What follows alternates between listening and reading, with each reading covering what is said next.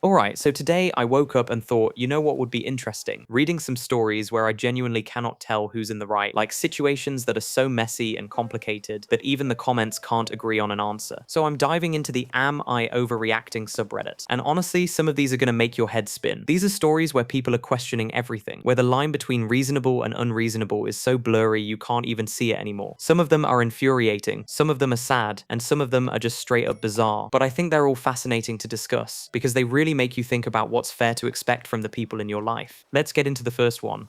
Am I overreacting by wanting to return my engagement ring because my fiance didn't consult me about the design? I'm a 27-year-old female, and my fiance is 29. He proposed to me 2 months ago and I said yes. I love him and I'm excited to marry him. But I have a problem with the ring. The ring he chose is not my style at all. It's this huge, ornate thing with a massive center stone and lots of smaller stones around it. It's very flashy and honestly kind of gaudy. I'm more of a minimalist person.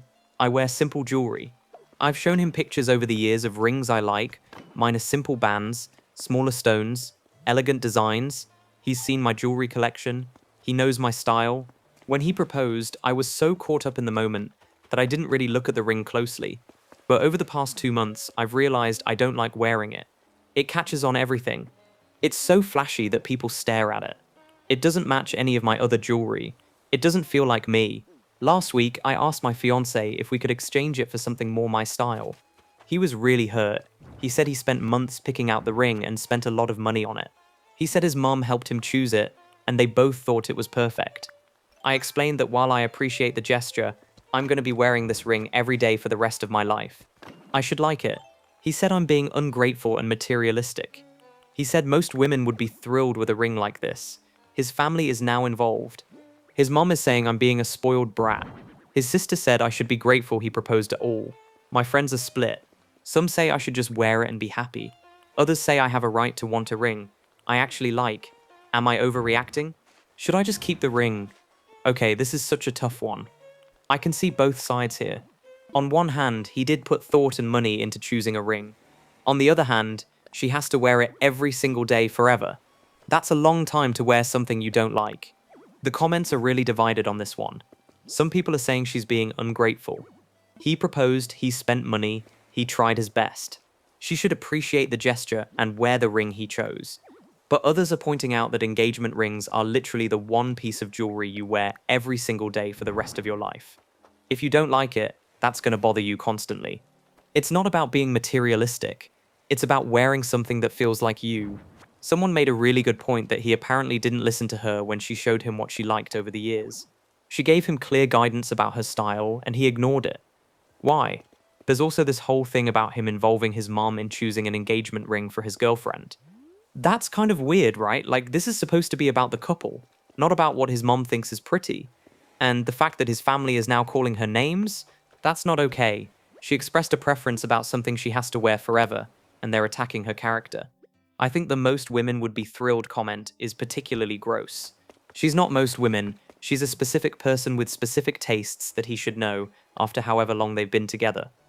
I'm leaning toward the poster being in the right here, but I also understand why the fiancé is hurt. He probably thought he was doing something special, and now feels like it wasn't good enough. This is messy. Let me work on my island while I think about the next story. Am I overreacting by refusing to go to my son's wedding because he's not inviting my husband? I'm a 52-year-old female, and my son is 26. I've been married to my husband, who is not my son's biological father, for 8 years. My son and my husband have never had a great relationship. They're civil but not close. My son recently got engaged. When he told me about the wedding plans, he said he's having a small wedding with only close family and friends. Then he told me my husband isn't invited. I asked why, and he said he only wants people he's close with at his wedding. He said my husband is technically family, but they're not close, and he doesn't want him there. I was shocked. I told my son that's incredibly rude. My husband is my spouse. We're a unit. You can't invite me to a family event and not invite my husband. My son said it's his wedding and he can invite whoever he wants. He said I'm welcome to come, but my husband is not. I told my son that if my husband isn't invited, I'm not coming either. He said that's my choice, but he's not changing his mind. Now we're at a standoff. My son is upset that I'm choosing my husband over him. He says I'm missing his wedding because I'm being stubborn. My husband says I don't have to skip the wedding for him. He says he understands my son doesn't want him there, and I should go, but I feel like it's disrespectful to my marriage. If my husband isn't welcome, then neither am I. My friends are divided. Some say I'm right to stand by my husband. Others say it's my son's wedding and I'm going to regret missing it. Am I overreacting? Should I just go without my husband? Oh man, this is brutal. I honestly don't know what the right answer is here. Both sides have valid points and both sides are being hurt. The comments are all over the place on this one. Some people are firmly on the son's side. They're saying it's his wedding and he gets to decide who's there. If he's not close with the stepdad, he shouldn't have to invite him just because he's married to his mum. But others are pointing out that excluding someone's spouse from a family wedding is a pretty serious statement. It's basically saying, this person is not part of our family. That's hurtful. Someone made a good point asking what caused the distance between the son and stepdad. Did something happen? Is there a reason beyond just not being close? Because there's a difference between we're not close and he did something that hurt me.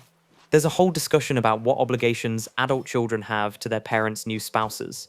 Some people think once you're an adult, you get to decide what relationship you have with a step-parent. Others think if your parent remarries, you need to accept that person as family. I think what makes this complicated is that the mom is now in an impossible position. If she goes, she's essentially agreeing that her husband can be excluded from family events. If she doesn't go, she misses her son's wedding. There's no good option. The husband saying she should go without him is actually pretty gracious. He's trying to prevent her from having to choose, but she's right that it sets a precedent.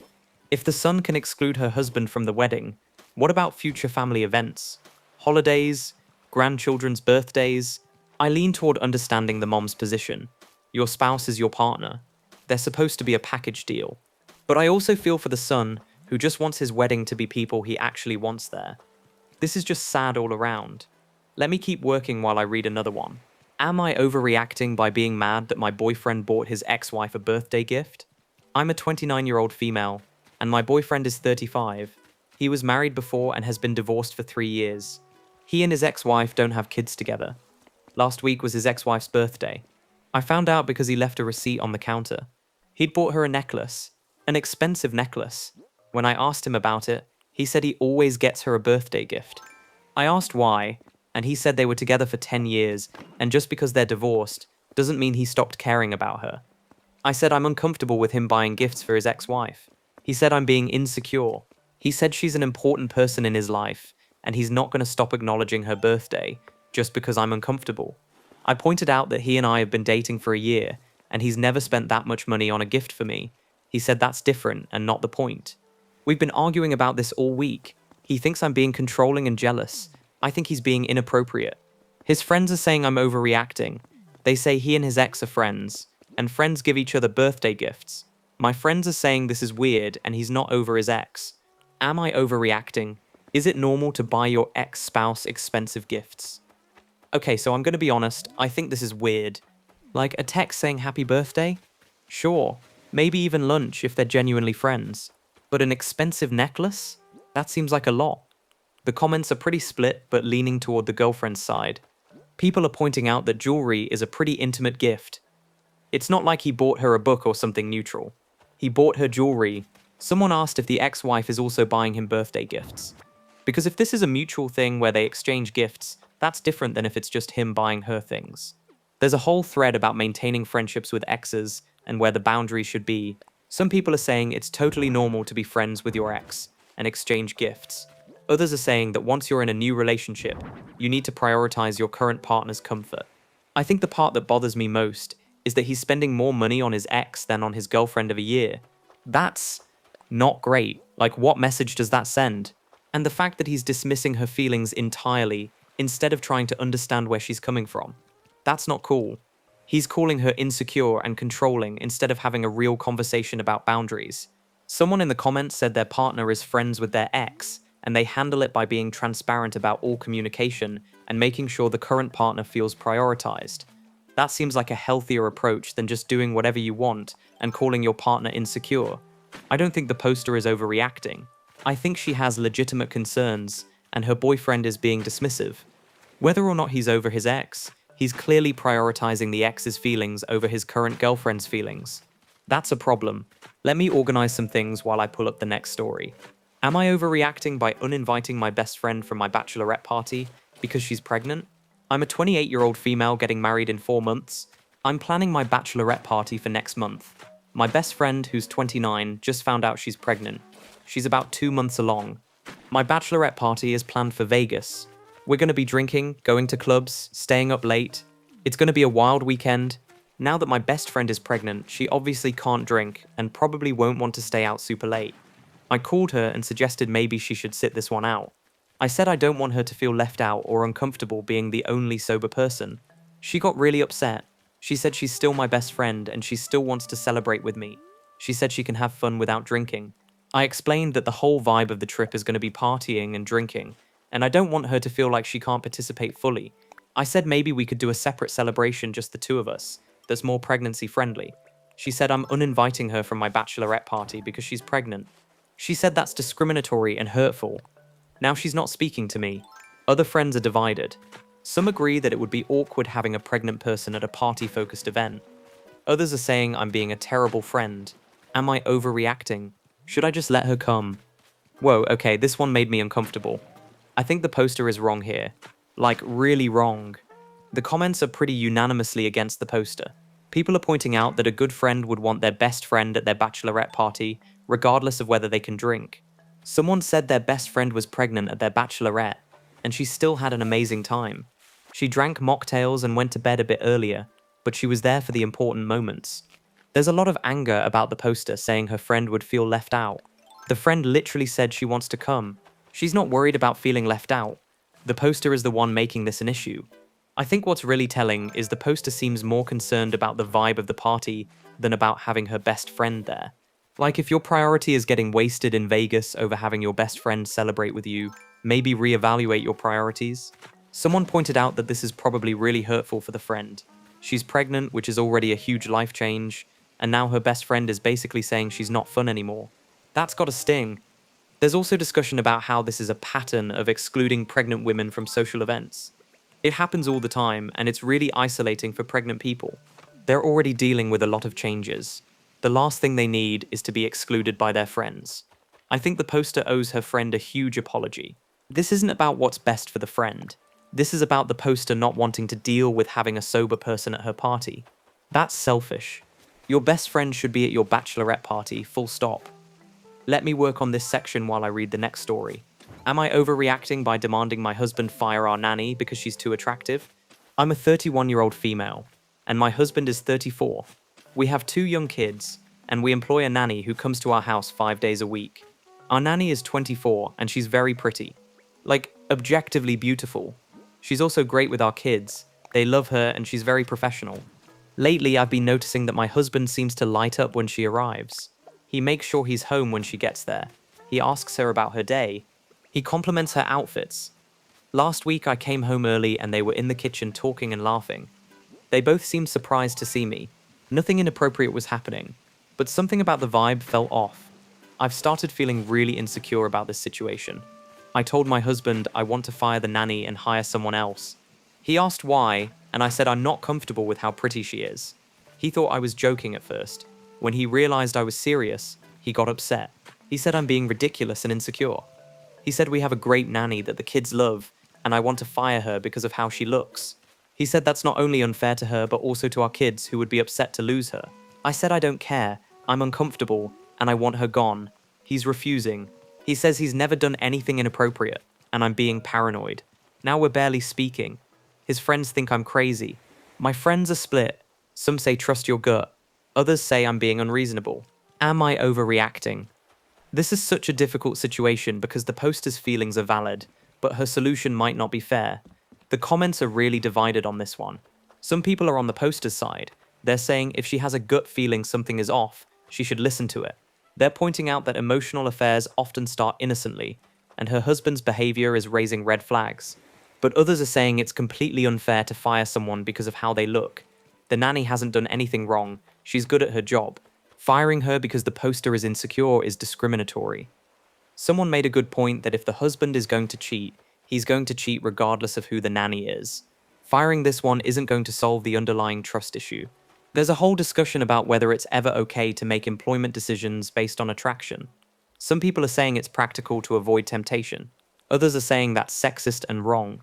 I think the real issue here isn't the nanny. It's the husband's behavior and the lack of trust in the relationship. Even if they fire this nanny, if the husband is giving too much attention to other women, that's going to continue. The poster needs to talk to her husband about his behavior specifically, about the compliments, about making sure he's home when she arrives, about the kitchen conversation. Those are the actual issues, not the nanny's appearance. But I also understand why the poster is uncomfortable. If your spouse is acting differently around someone attractive, that's concerning. That's a normal thing to worry about. I think firing the nanny is the wrong solution, though. I think marriage counseling and a serious conversation about boundaries is the right solution. But the poster isn't overreacting by being concerned. She's just potentially handling it the wrong way. Let me keep working while I read another one. Am I overreacting by refusing to split the cost of my roommate's dog's surgery? I'm a 25-year-old female and I live with a roommate who's 26. We've been roommates for 2 years. When she first moved in, she asked if she could have a dog. I said yes because I like dogs, but I made it very clear that the dog would be her responsibility. I'm not a pet owner. I didn't want the responsibility. She agreed. She got a dog, and for the most part, everything's been fine.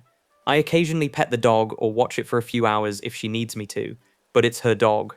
Last week, her dog ate something it shouldn't have and needed emergency surgery. The surgery cost $3,000.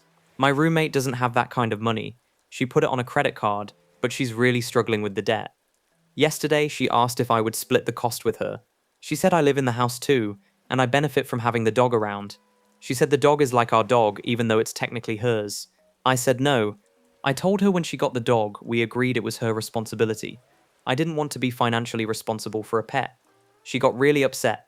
She said she's drowning in debt, and I could easily help her. She said it's only $1,500 for me, and it would barely make a dent in my savings. She's right that I have the money, but I don't think that means I should have to pay for her dog's surgery. Now she's giving me the cold shoulder. She's saying I'm selfish and heartless. She's been posting on social media about friends who don't help when you're struggling. My friends are split. Some say I should help because she's struggling. Others say it's not my responsibility. Am I overreacting by saying no? I don't think the poster is overreacting. They had a clear agreement when the roommate got the dog. The dog is the roommate's responsibility. The comments are mostly supporting the poster, but there are some people saying she should help because roommates should support each other. But the majority are pointing out that they had an explicit conversation about this. The poster made it clear she didn't want pet ownership responsibility. The roommate agreed, you can't change the terms of an agreement just because it became inconvenient. Someone made a good point that if the poster pays for half of this surgery, is she now responsible for half of all vet bills? What about food? Grooming? Where does it end? There's a discussion about the difference between helping a friend in need and being taken advantage of. Some people are saying that a good friend would help anyway, regardless of the agreement. Others are saying that a good friend wouldn't ask someone to pay for something they explicitly said they didn't want to be responsible for. I think the roommate using the "you benefit from having the dog around" argument is manipulative. The poster didn't ask for those benefits.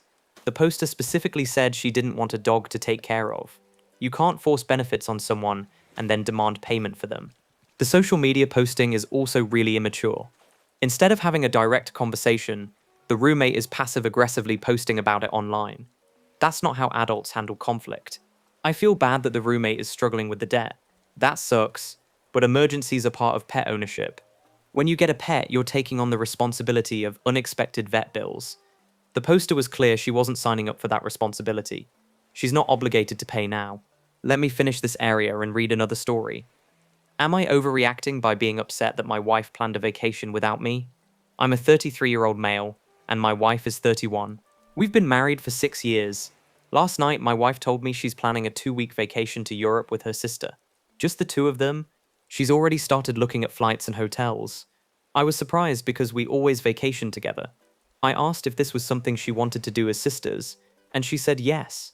I said that's fine, but I'm a little hurt that she wants to take a 2-week vacation without me. She said I'm being clingy.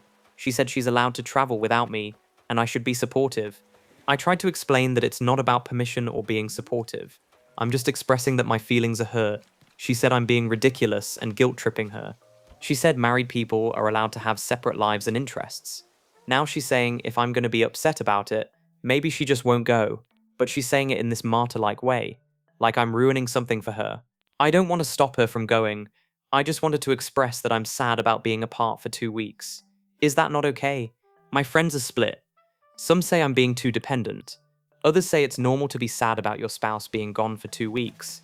Am I overreacting? This one is interesting because I think both people are kind of right and kind of wrong. The comments are all over the place on this one. Some people are firmly on the wife's side.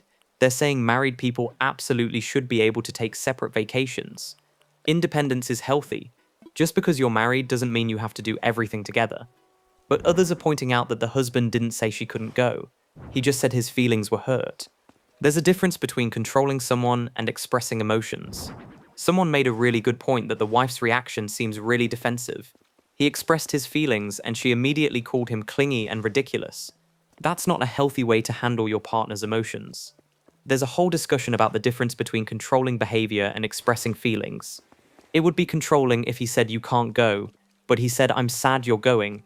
Those are different things. I think the wife is allowed to take a vacation without her husband.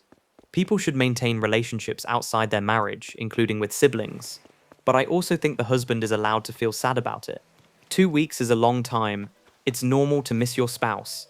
The issue is how they're communicating about it. She's being dismissive of his feelings, and he might be, we don't know for sure, laying on the guilt too thick. This feels like a communication issue more than a right or wrong situation. They both have valid points, but they're not hearing each other. I don't think anyone is overreacting here.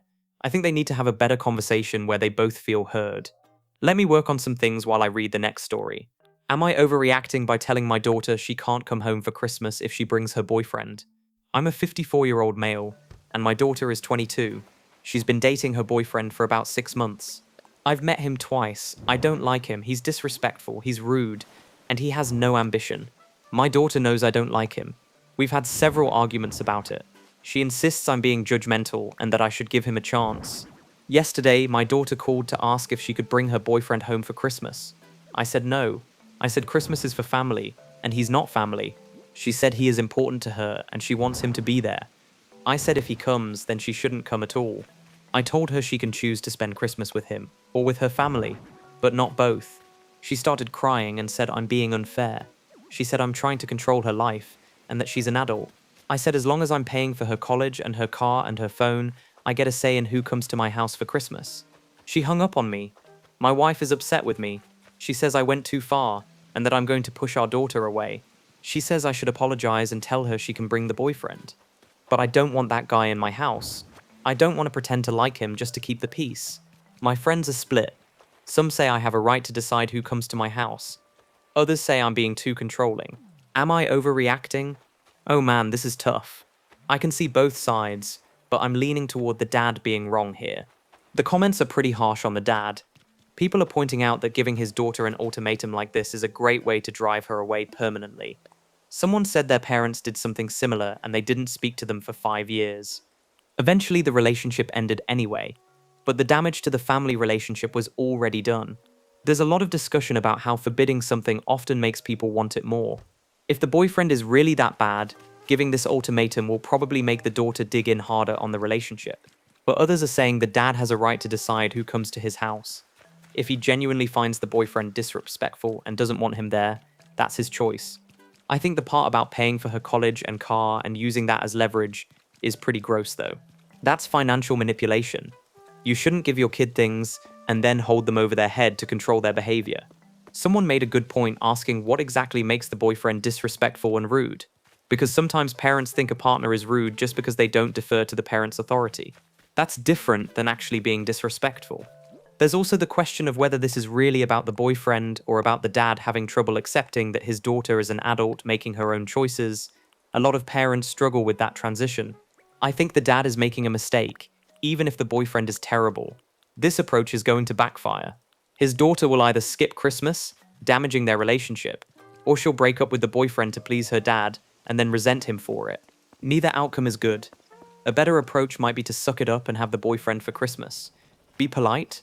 Maybe he'll show his true colors and the daughter will see it. Maybe he'll actually be fine and the dad will realize he was being too harsh. But giving ultimatums? That rarely works out well. Let me keep working while I read another one. Am I overreacting by refusing to attend my cousin's wedding because she scheduled it on the same day as my daughter's birthday? I'm a 38-year-old female, and my daughter just turned 5. My cousin, who's 30, just got engaged. She sent out save the dates for her wedding. The wedding is scheduled for the exact same day as my daughter's birthday next year. My daughter will be turning 6. When I saw the date, I called my cousin. I explained that I can't come because it's my daughter's birthday, and we always throw her a big party. My cousin said my daughter's birthday is every year, but she's only getting married once. She said I should just celebrate my daughter's birthday a different day. I said I don't want to do that. Her birthday is important and I don't want to miss it to go to a wedding. My cousin got upset. She said I'm choosing a 6-year-old's birthday party over her wedding. She said my daughter won't even remember if we celebrate a day early or late. I said it's the principle of it. I don't want to teach my daughter that her birthday doesn't matter. Now my cousin is telling the whole family I'm not coming to her wedding. She's making it seem like I'm being spiteful. My aunt called me and said I'm being unreasonable. She said a child's birthday isn't as important as a wedding. My mom is on my side. She says my daughter comes first. Am I overreacting? Should I just move my daughter's birthday celebration? Okay, so I'm probably going to be in the minority here, but I think the poster is wrong. The comments are actually pretty split on this one, which is interesting. Some people are firmly on the poster's side. They're saying kids come first and birthday traditions are important. If she always throws a big party on her daughter's actual birthday, she shouldn't have to change that for a wedding. But others are pointing out that the daughter is turning 6. She's not going to care if they celebrate on Saturday instead of Sunday. Kids that age are flexible. Moving the party by a day isn't going to traumatize her. Someone made a good point that this sets a precedent for the kid's entire life. Are they going to refuse to attend any event that falls on the daughter's birthday? Family reunions? Other weddings? Important events? That seems extreme. There's a discussion about what we teach kids when we prioritize their birthday over everything else. Some people are saying it teaches them they're the center of the universe. Others are saying it teaches them they're valued and important. I think I'm on the side of the comments saying the poster could move the party. It's not like the cousin scheduled her wedding on the daughter's birthday specifically to spite her. It's just the date they picked. Conflicts happen, but I also understand the poster's point about traditions and not wanting to make her daughter feel like her birthday doesn't matter. That's a valid concern. I guess I just think there's a middle ground here. You could go to the wedding and still make your daughter's actual birthday special. Maybe a small family celebration on the day and a party with friends the weekend before. This doesn't have to be all or nothing. But giving the cousin an ultimatum and refusing to attend seems harsh. Weddings are important too, and family relationships matter. Missing your cousin's wedding over this might cause permanent damage. Let me organize things and read another story. Am I overreacting by breaking up with my girlfriend because she lied about her job? I'm a 29-year-old male, and I've been dating my girlfriend for a year. When we first met, she told me she was a marketing manager at a big company. I was impressed. She seemed successful and driven. Over the past year, she's talked about her job constantly. Stressful projects, difficult co-workers, meetings with executives. I believed all of it. Last week, I surprised her by stopping by her office to take her to lunch. When I asked the receptionist for her, they said no one by that name works there. I was confused. I called my girlfriend and told her I was at her office, but they said she doesn't work there. She freaked out. She made up some excuse about me being at the wrong building, but I could tell she was lying. That night, I confronted her. After a lot of back and forth, she finally admitted the truth. She doesn't work at that company. She never did. She works retail at a mall store. She said she lied at the beginning because she was embarrassed about her job. Then once she lied, she had to keep lying. She said she was planning to tell me the truth eventually, but never found the right time. I broke up with her immediately. I told her I can't be with someone who lies to me for an entire year. She's been calling and texting saying she made a mistake. She says everyone lies a little when they first start dating. She says I'm overreacting. Her friends are messaging me saying I'm being too harsh. They say she lied about her job, not about anything important like being married or having kids. Am I overreacting? Should I give her another chance? No, I don't think this person is overreacting at all. She lied for a year. That's not a small lie. That's a fundamental deception about who she is. The comments are overwhelmingly on the poster's side. People are pointing out that this isn't just about the job. It's about what else she might be lying about. If she can lie about her entire career for a year, what else is she lying about? Someone made a really good point that she had a year to come clean. Multiple opportunities. She could have told him at the 3-month mark, the 6-month mark, any time. But she didn't. She kept lying until she was caught. There's a whole discussion about the everyone lies a little when dating argument. Some people are saying everyone exaggerates or presents their best self early on. Others are saying there's a difference between putting your best foot forward and completely fabricating a job and career. I think what bothers me is the elaborate nature of the lie. She didn't just say she worked in marketing. She created an entire fake job with fake co-workers and fake projects. She must have put in significant effort to maintain this lie for a year. That's a lot of deception. The friends saying it's not important because it's not like she was married or had kids are missing the point. The specific content of the lie isn't the issue. The willingness to deceive someone for an entire year is the issue. I think the poster made the right call. Trust is fundamental to a relationship. Once it's broken this badly, it's really hard to rebuild. He would always be wondering what else she lied about or what she's lying about in the future. That's no way to live. She made her choices. Now she has to live with the consequences. Let me work on finishing this section and read one more. Am I overreacting by demanding my husband quit his hobby because it's too expensive? I'm a 35-year-old female and my husband is 30. We've been married for 9 years. My husband has always been into collecting things. When we first got married, it was comic books. That was manageable. Then it was video games. Also fine. Now he's into collecting vintage watches. And it's gotten out of control. Over the past 2 years, he's spent over $50,000 on watches. $50,000. We have a joint bank account for bills and savings, and separate accounts for personal spending. All of his watch money is coming from his personal account. He makes good money, and technically he can afford it, but I'm furious about it. I feel like that money should be going to our future. We've been talking about buying a bigger house. We want to have kids. We should be saving for those things, not spending it on watches. When I brought this up, he said it's his money, and he can spend it however he wants. He said we agreed that our personal accounts are for personal spending with no questions asked. He's right that we agreed to that, but I never imagined he'd spend $50,000 on a hobby. I told him he needs to sell the watches and stop collecting. He said absolutely not. He says this is his passion and I'm trying to control him. Now I'm saying if he doesn't stop, I'm not sure I can stay in this marriage. He thinks I'm being dramatic and overreacting. His friends say I'm being controlling. My friends say I have a right to be concerned about finances even if it's his personal money. Am I overreacting? This is such a hard one because they had an agreement about separate accounts, but $50,000 is a lot of money. The comments are really split on this. Some people are firmly on the husband's side. They're saying they had an agreement. His personal money is his to spend. He's earning it, he's not taking from their joint savings, and she doesn't get to control how he spends his own money. But others are pointing out that in a marriage, especially when you're planning for major life changes like kids and a house, spending $50,000 on a hobby is selfish, even if it's technically allowed by their agreement. Someone asked a good question. Is he still contributing appropriately to their joint savings? Because if he's spending $50,000 on watches but not putting enough in savings for their future goals, that's a problem. There's a whole discussion about what obligations spouses have to each other financially. Some people think once you're married, all money is marital money regardless of whose account it's in. Others think maintaining separate finances and independence is healthy. I think the issue is really about priorities and communication. They both want to buy a house and have kids. Those are joint goals. If his watch collecting is interfering with those goals, that's a problem regardless of whether it's technically his money. But the poster jumping straight to sell everything and quit the hobby or I'm leaving seems extreme. That's an ultimatum, and ultimatums rarely work. Maybe there's a compromise here. Maybe he can keep the watches he has, but agree not to buy more until they've met their savings goals. Maybe he can sell some, but keep his favorites. I don't think the poster is overreacting by being concerned. $50,000 is a lot of money, but I think threatening divorce might be an overreaction. This seems like something that could be worked out with better communication and compromise, unless there are other issues in the marriage, and this is just the breaking point. Let me read one more story and wrap this up. Am I overreacting by refusing to sign a postnup after 10 years of marriage?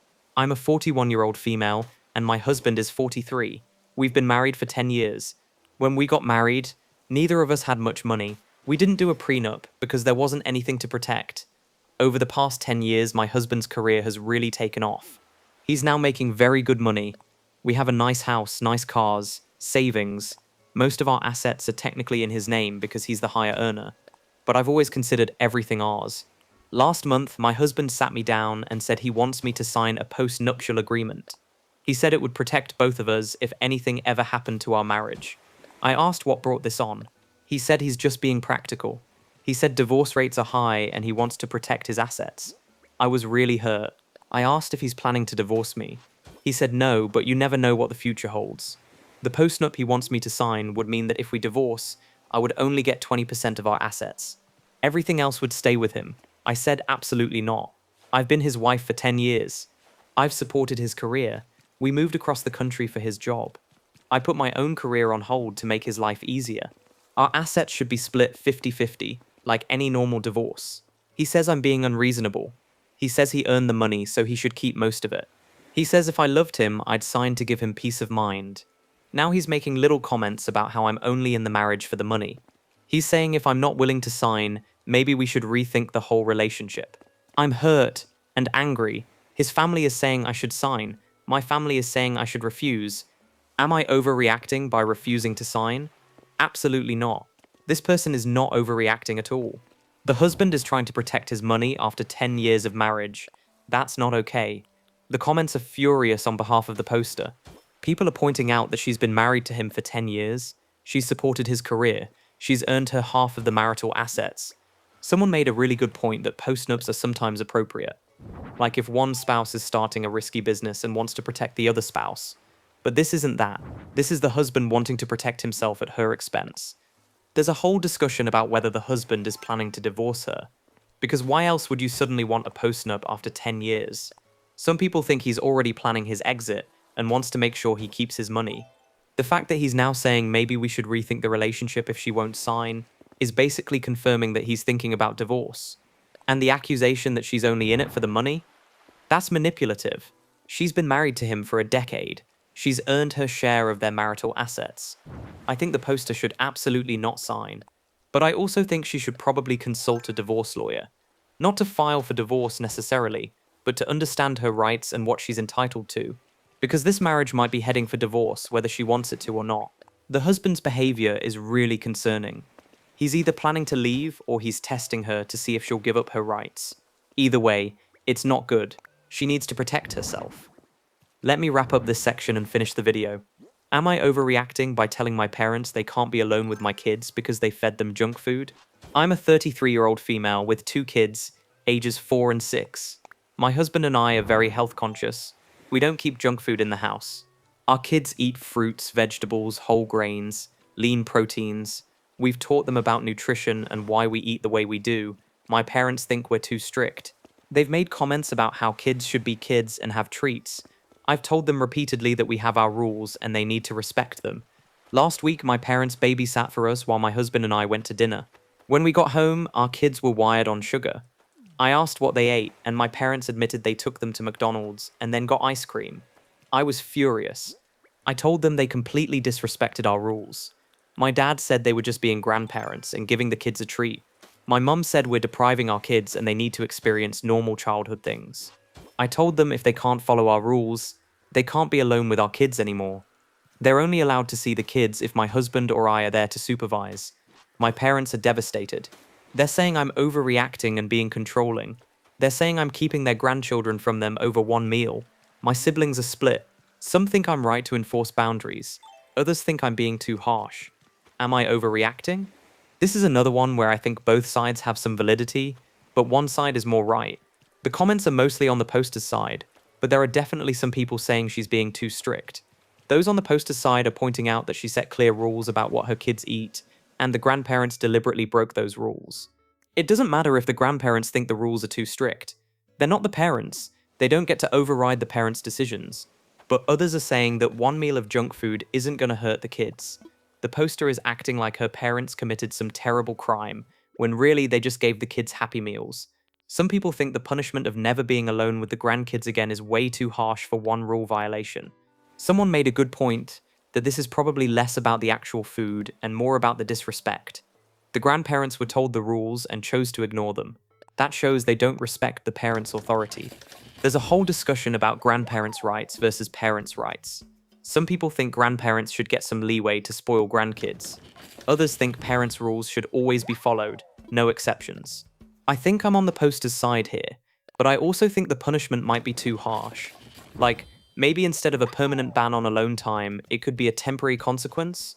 You broke our trust, so you don't get to babysit for 6 months. After that, we'll revisit it. But I also understand why the poster is angry. If grandparents won't follow rules about food, will they follow rules about other things? Bedtime? Screen time? Safety issues? Once you can't trust someone to follow your rules, it's hard to leave your kids with them. This is tough, but I don't think the poster is overreacting by being angry and enforcing consequences. The specific consequence might be debatable, but having consequences is appropriate. Alright, that's all the am I overreacting stories I have for you today. These were wild, right? So many situations where I genuinely couldn't tell who was right. So many nuanced, complicated relationship dynamics that don't have easy answers. I think what strikes me most about these stories is how often people are talking past each other. Like in so many of these situations, both people have valid points, but they're not actually listening to each other. They're just defending their own position and dismissing the other person's feelings. That's a recipe for disaster in any relationship. Communication is so important, but it's also really hard. It requires actually hearing what the other person is saying, not just waiting for your turn to talk. It requires being willing to admit when you might be wrong or when you could have handled something better. And a lot of people struggle with that. Another thing I noticed is how many of these situations involve boundaries. Someone sets a boundary, someone else violates it, and then there's conflict about whether the boundary was reasonable in the first place. And here's the thing, boundaries don't have to be objectively reasonable to be valid. If something makes you uncomfortable, you're allowed to set a boundary around it. Other people might think your boundary is weird or too strict, but that doesn't mean it's not valid for you. The question is really about compatibility. If your boundaries and someone else's needs or wants are incompatible, that might just mean you're not compatible as friends or partners or family members. And that's okay. Not everyone has to get along. I also want to say that not every conflict needs to be resolved. Sometimes people just disagree, and that's the end of it. You don't have to convince the other person you're right. You don't have to get them to see your side. Sometimes you just have to accept that you see things differently and move on. But what you can't do is dismiss people's feelings. You can disagree with someone's position while still acknowledging that their feelings are valid. You can think someone is overreacting while still caring that they're upset. That's the balance we all need to find. If you found these stories as thought-provoking as I did, I hope they made you think about your own relationships and conflicts. Are you actually listening to the people in your life? Are you dismissing their feelings or taking them seriously? Are you setting boundaries clearly or expecting people to read your mind? These are all things worth thinking about. And remember, just because someone tells you you're overreacting doesn't mean you are. Trust yourself, trust your feelings, and if something doesn't feel right, it probably isn't right for you. That's valid, even if other people don't understand it. Anyway, thanks so much for watching today. If you enjoyed this, go ahead and subscribe. And maybe take some time to reflect on your own conflicts and relationships. Are there conversations you need to have? Boundaries you need to set? Feelings you need to express? Life's too short to let resentment build up because you're not communicating clearly. Alright, I'm going to keep working on my island. Thanks for hanging out with me today and diving into all this messy relationship drama. I'll see you in the next video. Take care of yourselves, and remember, your feelings are valid, even if other people don't get it. See you next time.